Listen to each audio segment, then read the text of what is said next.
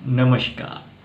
मेरा नाम प्रतीक नाथपाल है। मैं साइकोलॉजिस्ट हूँ मानस हॉस्पिटल लुधियाना में। आज का हम टॉपिक ले रहे हैं कॉग्निटिव बिहेवियर थेरेपी, जो डिप्रेशन के ट्रीटमेंट में बहुत कारगर इफ़ेक्टिव है।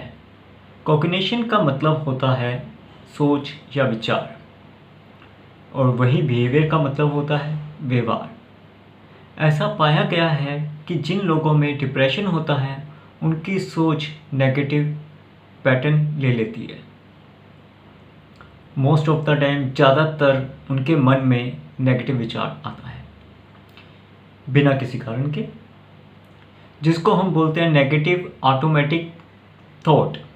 उदाहरण के तौर पे अगर हम बात करें तो अगर किसी ने अपने फ्रेंड को फ़ोन किया है और वो फ़ोन उठा नहीं पा रहा है, तो उसके मन में कई तरह के विचार आएंगे। जो सबसे पहला विचार आएगा, उसने मेरा फ़ोन जानबूझ के नहीं उठाया है, वो मुझे इग्नोर कर रहा है, मुझे सभी लोग इग्नोर करते हैं, कोई भी मुझे पसंद नहीं करता है। और ऐसे विचार आने के बाद उसका एक ऐसा विचार पैदा होता है जो सबसे ज़्यादा खतरनाक होता है। वो होता है कि मेरा अब जीने का कोई फ़ायदा नहीं है, मुझे अब जीना नहीं चाहिए, जो कभी कभार सुसाइडल भी हो सकते हैं। इन विचारों से उसका मन बहुत दुखी हो जाता है, डिप्रेस हो जाता है वो पर्सन, मन उदास रहने लगता है। तब यहाँ पे काउंसलिंग उसको हेल्प करती है। और काउंसलिंग में जो हम टेक्निक यूज़ करते हैं, ज़्यादातर हम जो यूज़ करते हैं, वैसे तो और भी टेक्निक्स हैं, लेकिन ज़्यादातर हम जो यूज़ करते हैं वो होती है cognitive behaviour therapy. Cognitive behaviour therapy में नेगेटिव थॉट्स को बदलने का प्रयास किया जाता है। इसमें कुछ बातों को हम समझ लें तो हम इसकी मास्टरी भी कर सकते हैं और अपने थॉट्स को हम बदल भी सकते हैं।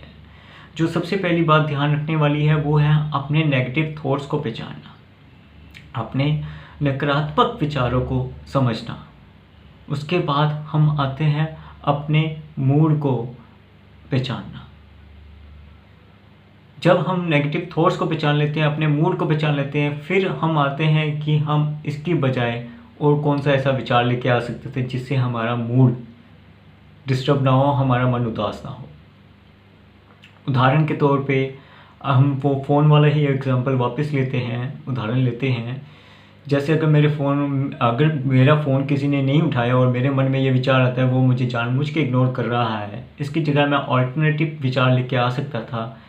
हो सकता है वो अभी बिज़ी हो, जब वो मेरी कॉल देखेगा तो मुझे कॉल बैक कर लेगा। अगर मैं ऐसा विचार अपने मन में लेके आता हूँ तो मेरा मन इतना उदास नहीं होगा जितना ये सोच के होगा उसने मुझे जानबूझ के फ़ोन उठाया नहीं।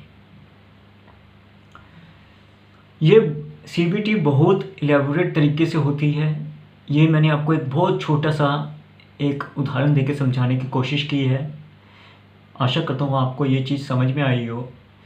ये टॉपिक लेने का मकसद ये है कि कई बार लोगों का लगता है कि साइकोलॉजिस्ट काउंसलिंग से कोई फ़ायदा नहीं है, ये तो हम खुद भी कर लेते हैं, हमें तो सब कुछ पता ही है। लेकिन ये एक प्रॉपर स्ट्रक्चर पैनल के थ्रू होके जाता है। एक स्ट्रक्चर है, एक प्रोसेस है जिसको एक प्रोफेशनल ही फॉलो कर सकता है। प्रोफेशनल इसलिए क्योंकि उसने इतना टाइम उसकी ट्रेनिंग ली है, वो जानता है कौन सा स्टेप कब यूज़ करना है, किसके साथ कैसे बात करनी है, ये थेरेपी वहाँ पे कारगर होगी या नहीं होगी। इन सब के थ्रू जाके वो सेशन करता है। और कॉग्निटिव बिहेवियर थेरेपी डिप्रेशन के लिए दी बेस्ट है। आशा करता हूँ मैं आपको कॉग्निटिव बिहेवियर थेरेपी के बारे में एक अच्छा इंट्रोडक्शन दे सका हूँ। धन्यवाद।